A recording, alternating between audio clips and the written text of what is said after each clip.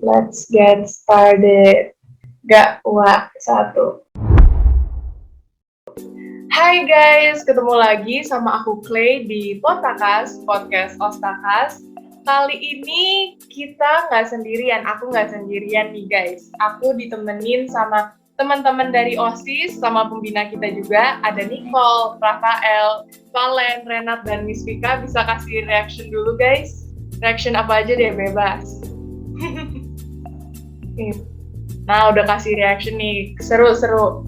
Oke, hari ini kita juga mengundang nih narasumber yang sangat melekat dirinya dengan tema kita hari ini, yaitu pemuda inspirational.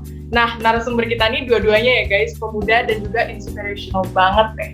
Narasumbernya adalah Kak Meike Munte. Saya panggilnya sih Kak Meike. Hai Kak Meike, gimana kabarnya? Hai semuanya, aku baik. Kalian gimana kabarnya? Puji Tuhan, baik juga. Baik, Kak. Oke, puji Tuhan. Oke, penonton semua pasti penasaran kan, kenapa Kak Meike ini merupakan pemuda inspirational. Dari tadi tak sebutnya pemuda inspirational terus gitu. Nah, alasannya itu Kak Meike itu gemar banget nih guys, melakukan hal-hal yang sangat positif. Yang paling aku ingat itu sih, Kak Meike pernah jadi volunteer di Vietnam ya, untuk mengajar bahasa Inggris.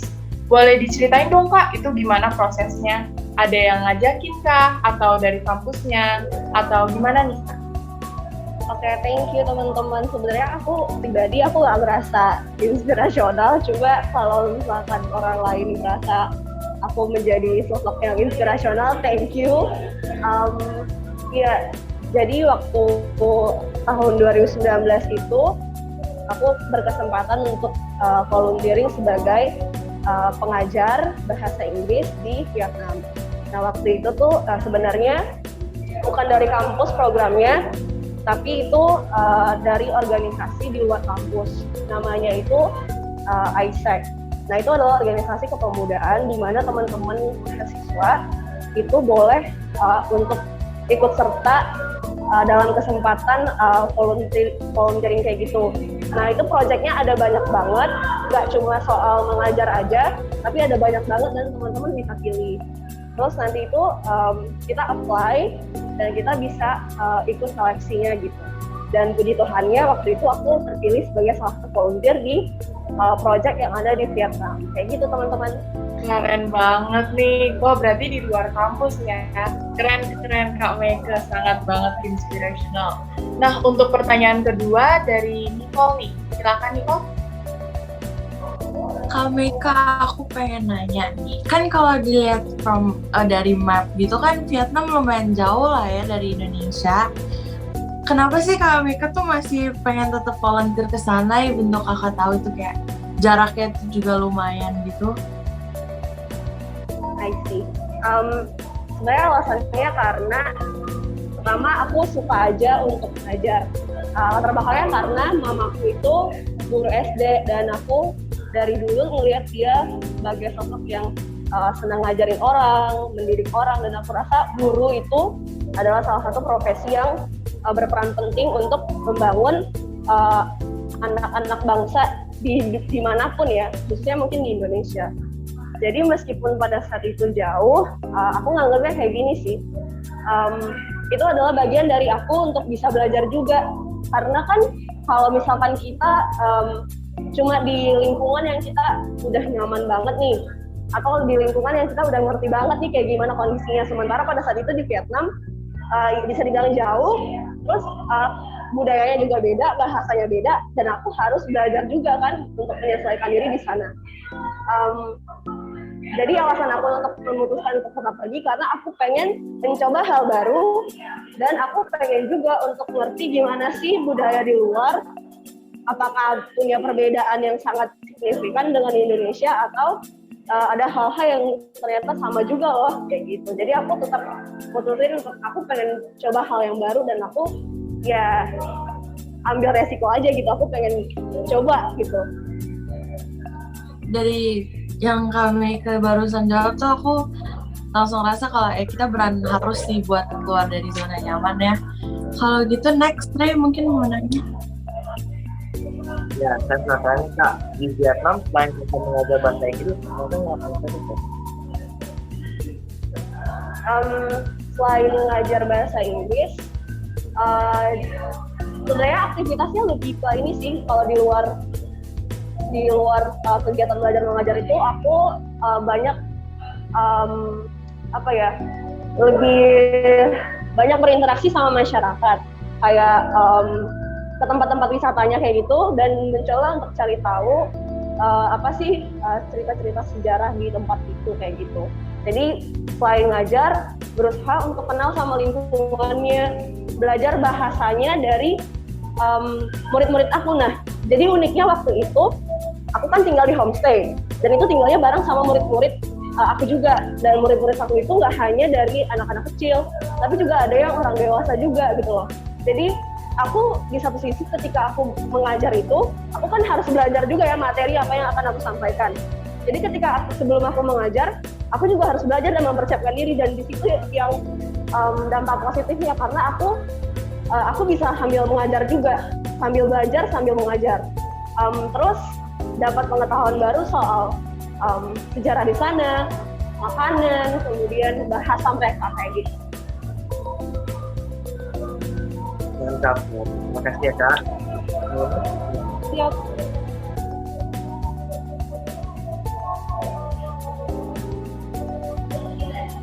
Oke, tadi Kak Mega sih inspirational banget ya. Kak Mega itu selain keluar sana untuk mengajar, Kak Mega juga belajar gitu di sana bersama. Jadi kayak saling positif gitu kan. Kak Mega ngajar Inggris mereka juga mengajarkan suatu budaya yang baru untuk Kak Mega. Wah, pokoknya keren sih ya. Jadi pengen cepet-cepet ikut bisa volunteer keluar. Oke nih, untuk pertanyaan selanjutnya dari Valen. Silakan Valen. Pastinya kan kakak di Vietnam dapat banyak pengalaman baru. Kalian mau nanya deh, apa pengalaman baru yang kakak dapetin di Vietnam? Ini menarik sih. Pertama, thank you ya Valen untuk pertanyaannya. Pengalaman barunya yang pasti, aku nggak hanya ketemu sama sesama orang Indonesia, karena ada volunteer lain dari Indonesia juga. Yang paling seringnya itu karena kita kan ada volunteer dari luar negeri, dari orang-orang dari luar negeri juga selain di Indonesia, dan itu kita jadi kayak saling tukar pengalaman gitu loh, perbandingan kalau di Indonesia kayak gimana sih, kalau di Vietnam kayak gimana sih.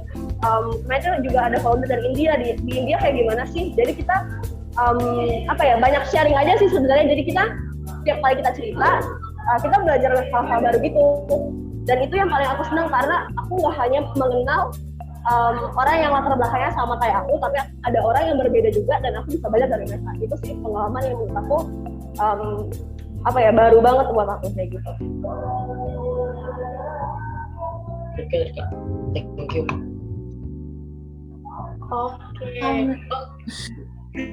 Maaf saling nimbrung nih kayaknya. Oke, dari kita Aku mau nanya nih, kan tadi mumpungnya masih agak bernyambung gitu ya, kayak tadi kan kalian nanya tentang pengalaman, terus sebelumnya Kak Mega tadi jawab sempat homestay gitu kan, kayak pas selama homestay itu susah nggak sih nyesuaiin diri sama yang lain gitu, kayak berbaur, bersosialisasinya tuh gimana sih?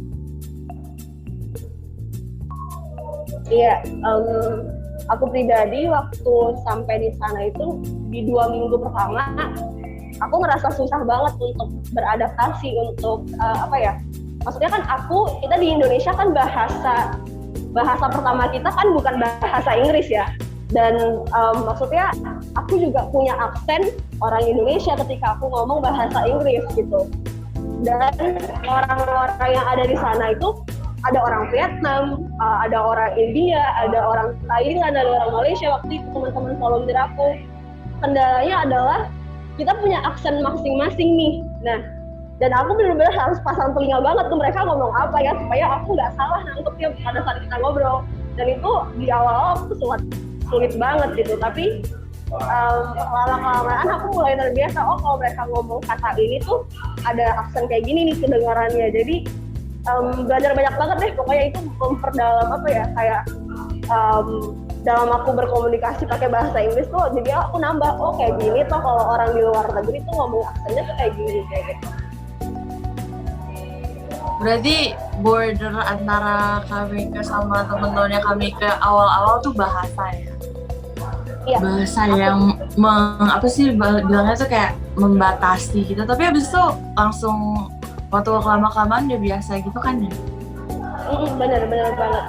Jadi emang harus bener-bener apa ya, hati-hati banget kalau kita mau ngomong, jangan sampai dia ngomong apa kita malah ngeresponnya apa kayak gitu. Itu sih kalau apa. Oke Kak, ini pertanyaan selanjutnya nih. Aku pengen nanya Kak, Kakak kan udah lewatin nih masa-masa volunteer dan pengalaman Kakak pasti kan udah cukup banyak. Nah, kira-kira menurut Kakak kita nih generasi sekarang ini worth it atau recommend gak sih untuk ikut volunteer kayak Kakak gitu? Menurut aku, menurut aku worth it banget.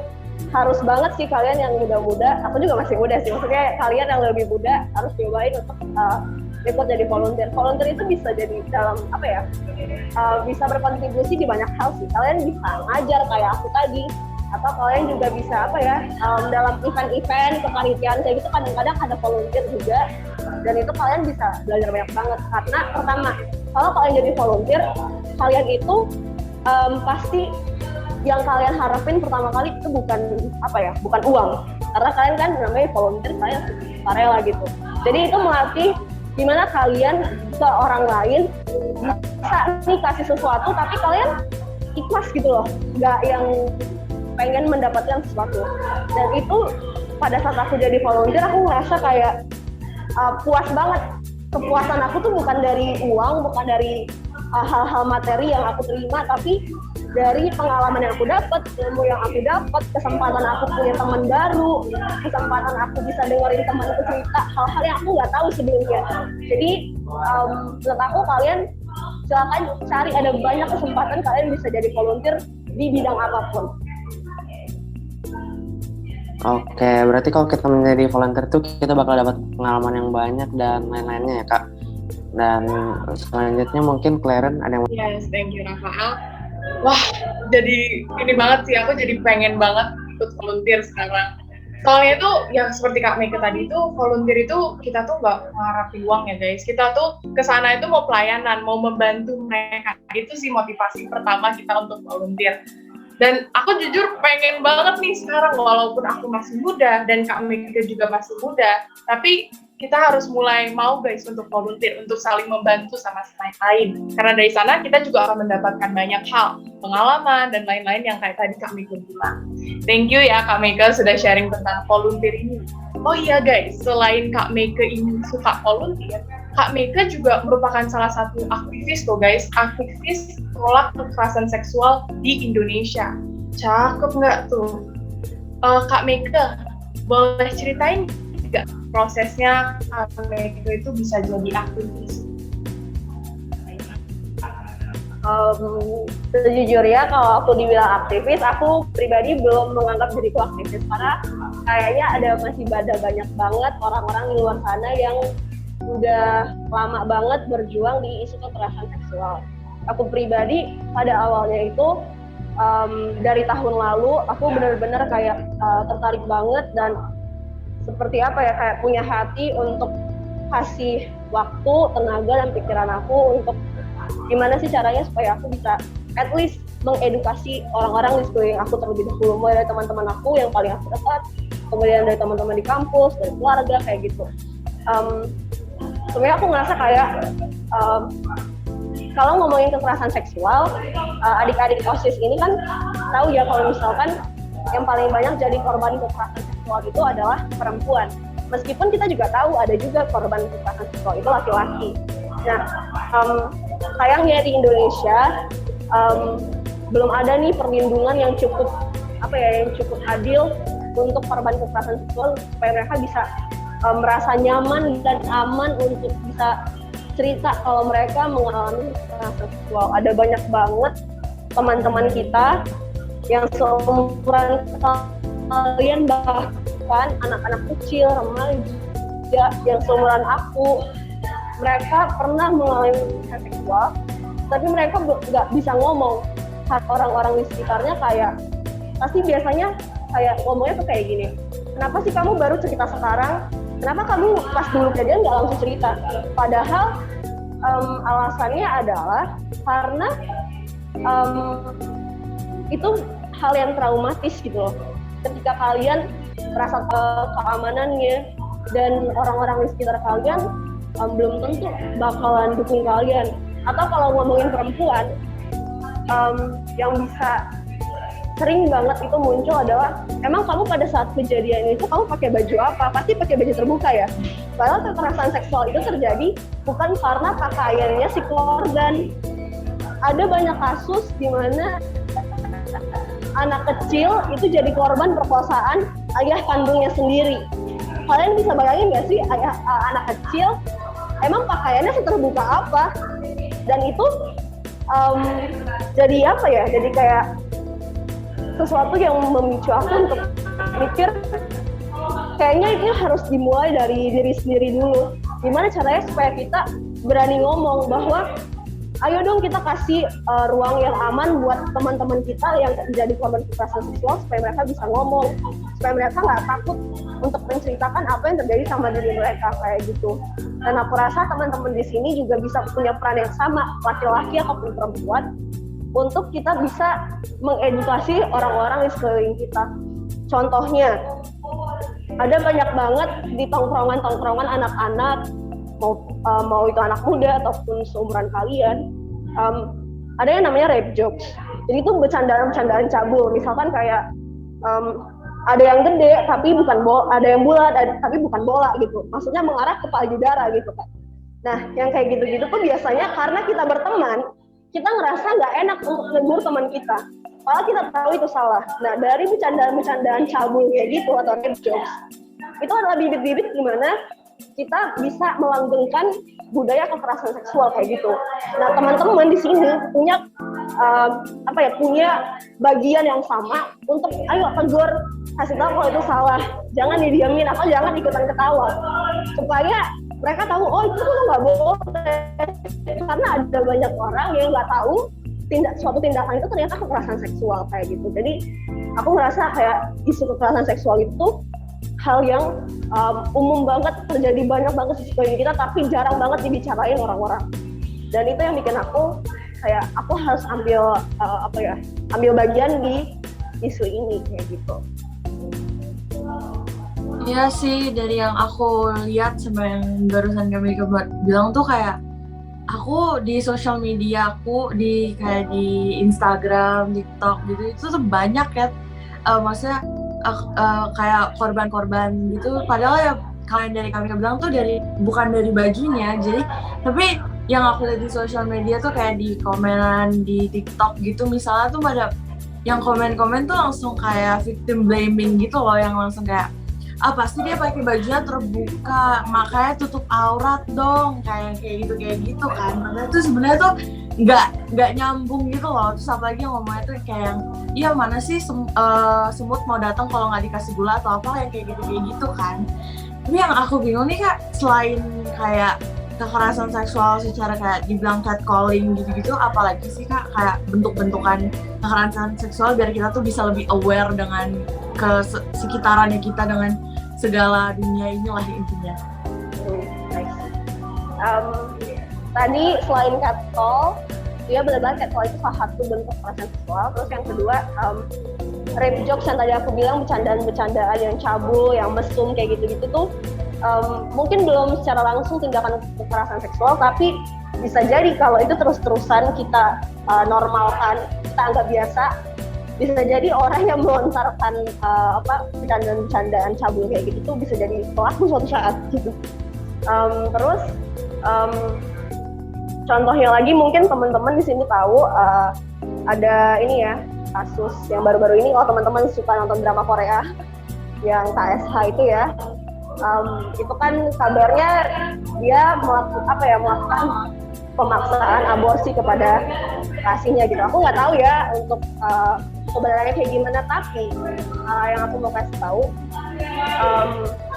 aborsi yang bukan karena kemauan dari orang yang memiliki tubuhnya itu adalah bentuk kekerasan seksual, karena yang punya otoritas, yang punya kekuasaan atas tubuh kita itu adalah kita sendiri. Orang lain nggak boleh maksain apa yang mau kita lakukan dengan tubuh kita gitu. Misalkan kayak tadi kan, misalkan kita ada orang yang emang dia merasa nyaman aja pakai pakaian yang kita anggap tanda kutip seksi gitu, ya itu adalah hak dia gitu loh. Kalau kita merasa terganggu, ya itu adalah kewajiban kita untuk untuk mengendalikan diri kita gitu loh. Ya orang lain kan punya haknya, kita nggak bisa paksa-paksa mereka kayak gitu. Tapi kalau kita adalah anak-anak Tuhan, ini kita kan misalkan anak kita orang-orang Kristen gitu ya, kita juga terikat bahwa kita bisa jadi batu sandukan buat orang lain. Makanya penting untuk tahu situasi, kondisi di mana kita harus berpakaian yang selayaknya gitu. Jangan sampai karena kita orang lain jadi tersandung gitu karena melihat kita gitu. Tapi balik lagi, kalau ada orang lain yang berpakaian terbuka, itu adalah hak dia. Kita nggak punya hak apa-apa untuk membatasi dia mau pakai baju apa gitu. Tapi kalau kita sendiri, kewajiban kita adalah mengontrol diri kita. Gimana caranya ketika misalkan gini, orang bilang ngeliat baju terbuka, ngeliat cewek pakai baju seksi itu kita jadi kayak nafsuan gitu kan. Oke, kamu nafsuan, terus kita kan manusia, kita punya otak, kita berbeda dengan hewan yang cuma punya insting. Kita dikasih Tuhan nih akal budi untuk membedakan mana yang harusnya kita lakukan, yang sebaiknya kita lakukan, dan mana yang enggak. Dan keputusan kita dengan kondisi kita nafsuan, apakah kita akan melecehkan orang itu atau kita menahan diri kita, itu kita yang menentukan. Jadi manusia seharusnya punya kendali atas dirinya, kayak gitu teman-teman. Ya benar ya, maksudnya dari aborsi aja dilarang, apalagi nyuruh orang yang bukan berhak atas tubuh kita tuh buat aborsi, itu kayak udah kayak wah banget sih menurut aku ya. Kalau kayak yang tadi kami bilang sih udah menjawab pertanyaanku banget ya, dari bentuk-bentuk apa aja selain catcalling, rape jokes, dan gitu sih. Ya, wow. Aku ada nanya, aku nih, kan kekerasan seksual ini bisa terjadi pada siapa aja dan di mana aja. Nah, ketika kita melihat di depan mata kita ada orang yang melakukan kekerasan seksual, apa yang harus kita lakukan? Oke, thank you Valentino untuk pertanyaannya, ini bagus banget. Ini bener banget ya, karena di kenyataan itu banyak banget orang yang bingung harus gimana nih kalau kita ngelihat ada orang misalkan di catcall atau dia digrepe-grepe kayak disentuh-sentuh bagian tubuh tertentu gitu kan. Apa sih yang bisa kita lakuin supaya kita bisa bantu gitu loh. Kita nggak bingung lagi harus ngapain. Pertama, aku akan sebutkan beberapa caranya ya teman-teman. Pertama misalkan kalau ada orang yang lagi kayak misalkan di bus nih ya, kan mepet tuh di bus. Nah, gimana? Terus ada orang yang kayak mencoba meraba-raba bagian tubuh seseorang gitu. Nah, kamu yang lihat, kita bisa mendistraksi atau kayak tiba-tiba, sorry, kayak nyenggol mereka gitu, sorry, nggak sengaja, maaf banget ya gitu. Atau pura-pura kayak tanya ke si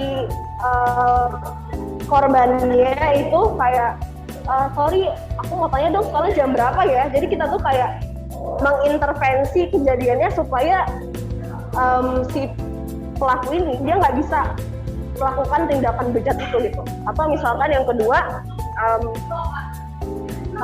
teman-teman bisa kayak kalau misalkan situasinya kayak ini ya, kalian nggak kurang berani. Siapa tahu kan kita kan sebagai manusia, kita kan kadang-kadang merasa nggak enak gitu ya untuk mencampuri urusan orang lain. Kalian ngerasa situasinya kurang aman, kalian takut ada orang lain nih, misalkan satpam gitu. Nah, kalian bisa kayak kasih tahu ke satpamnya, Pak, itu Pak saya ngeliat ada ini nih, ada orang yang grepe-grepe si mbaknya misalkan. Nah, kalian bisa minta bantuan orang lain. Atau ketika itu terjadi, kalian bisa bantu dokumentasikan misalkan foto atau videoin. Nah, kayak tapi sebutkan juga nih, iya jadi di tanggal ini, hari ini, jam sekian, aku lagi di ini, ada ini nih, ada si pelaku ini, ada orang ini yang, sorry pakai kata-kata ini ya, yang brengsek banget, grepe-grepe tubuh si mbak ini, dia pakai baju ini. Jadi itu penting supaya ketika misalkan nanti kamu mau laporin atau si korbannya itu mau ngelaporin, jadi detail datanya itu ada tanggal berapa, di mana, hari apa gitu kan. Nah tapi ketika kalian mendokumentasikan, memfoto atau video itu, kalian nggak boleh langsung nyebarin ke sosmed karena kalian nggak punya persetujuan dari si korban tadi. Kalian, jadi ketika itu terjadi, kalian harus minta persetujuan si korban. Mbak, sorry, Mbak berkenan nggak ya kalau misalkan video ini kita up di media gitu? Karena itu ada ada identitas yang harus dilindungi di situ. Atau ketika misalkan memang sama sekali kalian nggak berani ngapa-ngapain gitu kan, ya mau nggak mau memang harus terjadi tindakan saat itu, tindakan kekerasan seksual itu. Tapi ketika itu sudah terjadi, kalian langsung deketin mbaknya, Mbak, sorry, Mbak, oke, Mbak baik-baik aja, Mbak butuh bantuan nggak gitu. Jadi ada hal-hal yang bisa kita lakukan supaya kita tuh nggak diem aja ketika melihat kekerasan seksual itu terjadi. Yang tadi aku sebutin itu, teman-teman bisa searching di Google, namanya bystander intervention 5D, jadi 5D. Itu ada 5 langkah di mana kalian bisa membantu korban kekerasan seksual pada saat kekerasan seksual itu terjadi, kayak gitu. Thank you Kak. Membantu mungkin pelan-pelan.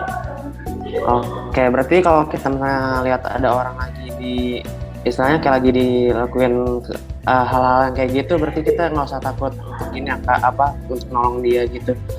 Karena dengan kita nolong dia tuh kita juga berdampak buat dia untuk menghindarin dari kekerasan seksual gitu. Mungkin itu aja sih. Mungkin Claire. Oke, thank you. Nah, aku punya pertanyaan ini Kak. Jadi kan tadi kita udah tahu nih cara kita ngadepin kalau kita ngeliat langsung.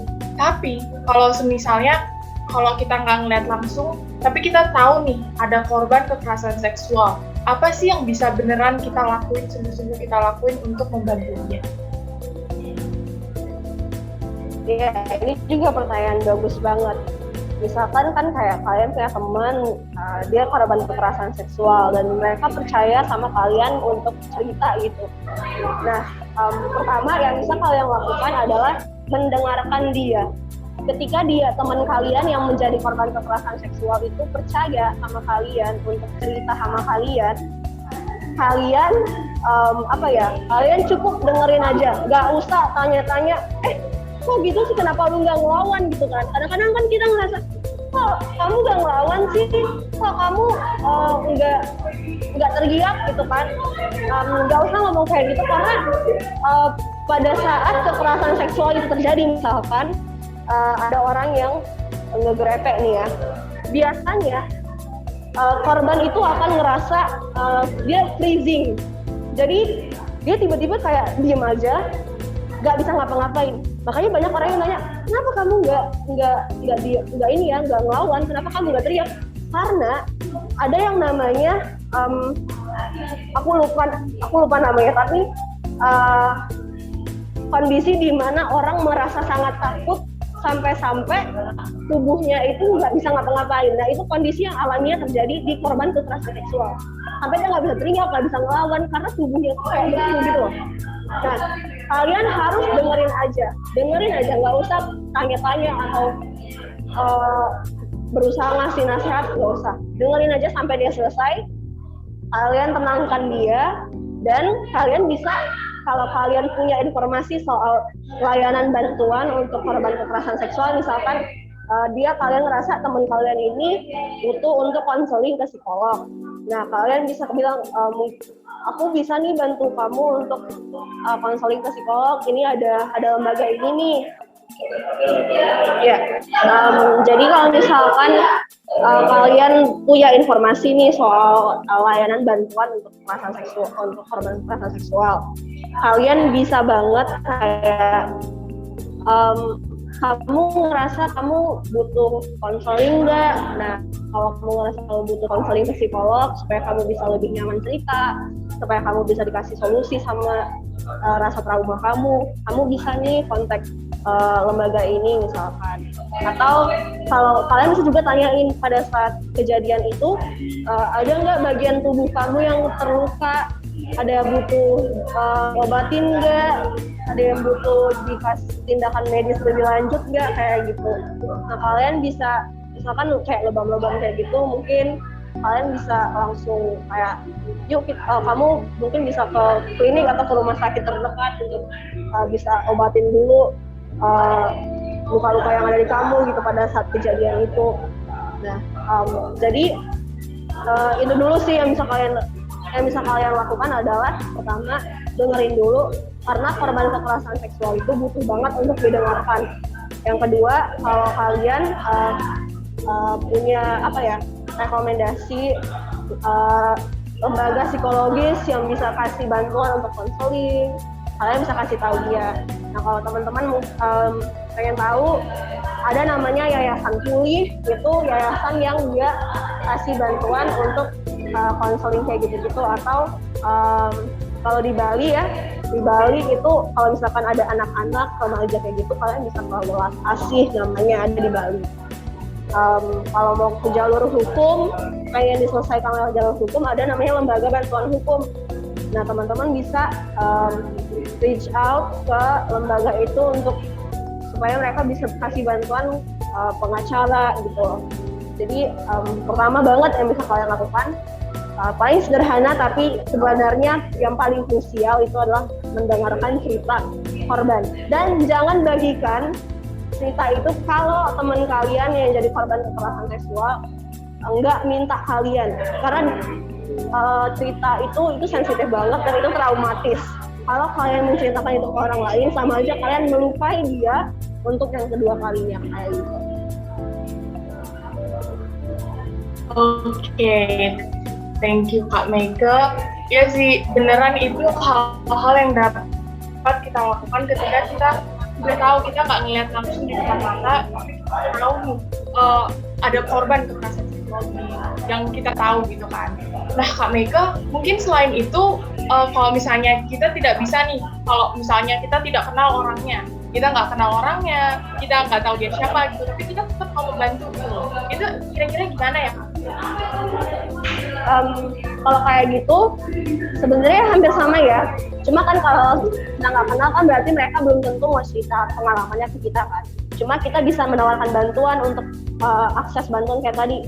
Kalau dia butuh konseling, kita kasih tahu lembaga apa yang bisa bantu untuk dia bisa konseling psikolog. Kalau dia pengen lewat jalur hukum, kita kasih tahu lembaga apa nih. Tapi mungkin ini kalau lewat jalur hukum tuh mungkin kalian lebih kayak ngomong ke guru mungkin ya, atau ke orang tuanya kayak gitu.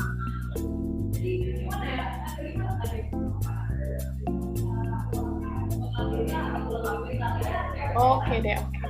Yes, bener. Aku ini ya, salah satunya adalah kan tadi aku bilang ada yayasan-yayasan kayak gitu ya untuk bantu korban-korban kekerasan seksual. Nah, teman-teman yang ngedengerin podcast ini nanti, atau teman-teman yang lagi ada di podcast ini juga, kalian bisa salah satunya untuk donasi. Ada namanya Rumah Faye, tulisannya itu Rumah Faye.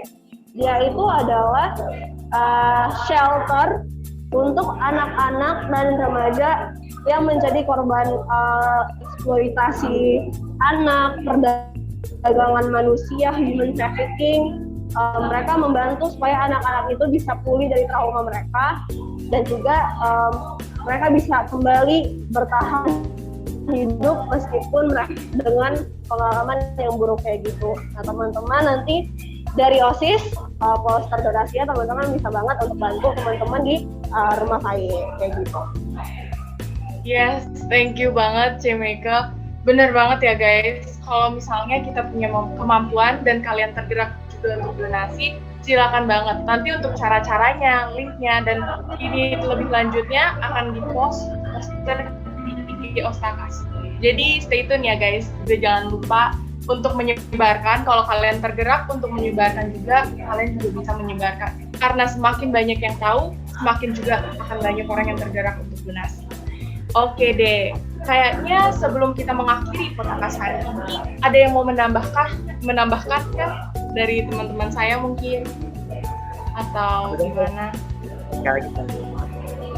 Kenapa deh? Saya ingin Oke, silakan.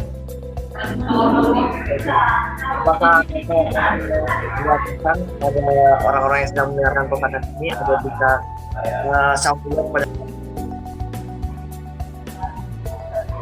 Oke, apa yang harus kita lakukan supaya bisa peduli sama lingkungan di sekitar kita gitu ya? Oke. Pertama, kamu harus tahu dulu apa sih yang terjadi di lingkungan sekitar kamu. Kamu harus sadar dulu nih dengan lingkungan yang kamu tinggali, misalkan di rumah atau di sekolah atau di rumah ibadah gitu kan. Misalkan di sekeliling kamu, di dekat rumah kamu lihat ada banyak orang yang kayaknya tuh kehidupan ekonominya kurang banget, terutama mungkin pada saat pandemi ini banyak orang yang kesulitan untuk bisa bertahan hidup. Nah, kamu harus peka dulu tuh, harus peka dengan apa yang terjadi di sekeliling kamu. Kalau kamu nggak peka, kamu nggak akan tahu apa yang bisa kamu bantu, gitu kan? Itu yang pertama, peka dengan situasi kamu dulu. Yang kedua, kamu lihat diri kamu, apa sih yang bisa kamu bantu kira-kira dengan kemampuan kamu, tapi jangan juga memaksa diri ya. Kita harus membantu orang sesuai dengan kapasitas kita gitu. Sekecil apapun itu bantuan kita, mau itu waktu, tenaga, kalau kita bisa kasih uang, kalau kita puji Tuhan diberkati dengan kemampuan ekonomi, kita bisa kasih uang gitu. Jadi kamu lihat lagi kemampuan kamu apa, supaya kamu tahu, oke, tadi aku udah tahu masalah di sekitar aku apa, terus yang kedua, apa yang aku punya dari diri aku, tanpa kamu harus maksain apa yang kamu bisa bantu. Yang ketiga, kalau kamu tahu, misalkan, kayaknya aku kurang bisa sendiri nih, kayaknya aku harus rame-rame, ajakin teman-teman kamu, ada ini nih, ada masalah kayak gini nih, aku lihat, tapi aku butuh bantuan kalian supaya vaksin ini tuh bisa lebih banyak, bisa lebih lebih berasa dampaknya. Nah, itu yang harus kamu lakukan. Jadi kalau supaya bisa peduli adalah tadi peka dengan lingkungan kamu. Terus yang mungkin selain itu adalah empati. Empati itu adalah ketika kamu berhasil melihat apa yang terjadi di sekitar kamu dan kamu bisa memposisikan diri kamu berada di posisi orang lain gitu. Kamu tadi misalkan ngeliat ada orang yang susah, terus kamu ngerasa, coba ya aku ngebayangin kalau misalkan aku ada di posisi itu, gimana sih aku harusnya kayak gitu. Itu empati. Ketika kamu bisa merasakan apa yang orang lain rasakan dan menempatkan diri kamu di posisi mereka. Jadi peka dan berempati itu yang harus kamu lakukan, yang harus kamu miliki ya, sebelum kamu bisa ikut berkontribusi melakukan hal-hal positif di lingkungan sekitar kamu, mulai dari orang-orang terdekat aja, nggak usah muluk-muluk kayak negara atau di dunia ini, tapi mulai dari diri kamu dan orang-orang terdekat kamu kayak gitu. Oke deh, wow. Aku mau berterima kasih banget ke Kak Meike sudah mau meluangkan waktu ya. Ini dari Kak Meike sharing sepanjang podcast hari ini, aku benar mendapatkan banyak banget hal dari volunteer dan dari Kak Meike menjadi aktivis juga. Nah, mungkin Kak Meike memiliki pesan singkat nih Kak Meike buat penonton nanti. Pesan singkat aja tentang pemuda inspirational gitu boleh. Oke. Mungkin bagi aku gini, mungkin kalian ngelihat di sosial media ada banyak orang yang keren-keren banget ngelakuin hal-hal yang keren gitu ya, prestasinya banyak banget. Jangan bandingin diri kamu dengan orang lain yang kalian anggap inspirasional gitu, tapi kamu harus ngambil hal-hal yang bisa kamu pelajari dari mereka, karena standarnya kamu dengan standarnya mereka itu berbeda. Jadi kamu harus kenali diri kamu dulu sebelum kamu bisa melakukan sesuatu untuk orang lain. Kalau kamu nggak kenal diri kamu, kan ada tak kenal maka tak sayang itu ya. Itu tuh nggak berlaku hanya pada saat kita kenalan sama orang lain, tapi itu juga berlaku sama diri kita. Gimana kita mau sayang sama diri kita kalau kita nggak kenal sama diri kita? Dan itu kenal sama diri itu maksudnya apa sih yang menjadi value kalian, apa yang menjadi strength-nya kalian, kekuatan kelebihan kalian, weakness-nya kalian, kekurangannya kalian. Itu namanya kenal sama diri sendiri. Dan ketika kalian kenal, kalian bisa tahu apa yang bisa aku lakukan dengan kekuatan aku dan dengan kekurangan aku ini, kayak gitu.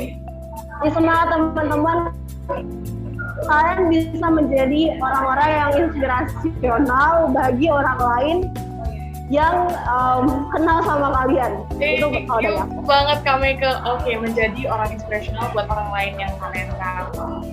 Cakep banget. Kak Meike ada mau tambahan sebelum kita mengakhiri podcast kali ini? Mungkin soal kekerasan seksual ya. Nah, teman-teman ini masih muda banget. Kalian harus belajar banyak banget soal isu kekerasan seksual. Pertama, aku mau kasih tahu, tadi bener ya yang dibilang sama salah satu teman kita di sini, bahwa kekerasan seksual itu bisa terjadi di mana aja, kapan aja, siapapun bisa jadi korban, laki-laki, perempuan, tua, muda, bisa jadi korban, dan siapapun bisa jadi pelaku. Mau laki-laki, mau perempuan bisa jadi pelaku, tua, muda bisa jadi pelaku. Jadi pastikan kalian menjadi orang-orang yang berani untuk bilang, kamu salah loh kalau kamu kayak gitu. Dan jangan takut untuk bilang kalau suatu tindakan itu salah, karena ketika kalian berani untuk ngomong, itu akan membantu dan mengubah banyak hal banget. Semangat teman-teman, thank you. Siap, semangat guys, semangat juga Kak Meike. Oke deh, dengan itu kita akan menutup podcast kita hari ini ya guys. Oke, baik, podcast hari ini kita sampai sini saja. Sekali lagi saya ingin berterima kasih banget ke Kak Meike yang sudah meluangkan waktu untuk menjadi narasumber kita. Semoga dari podcast ini penonton dapat mendapatkan suatu hal yang positif dan menginspirasi. Terima kasih sudah mendengarkan podcast. Salam sehat and bye bye. Bye guys.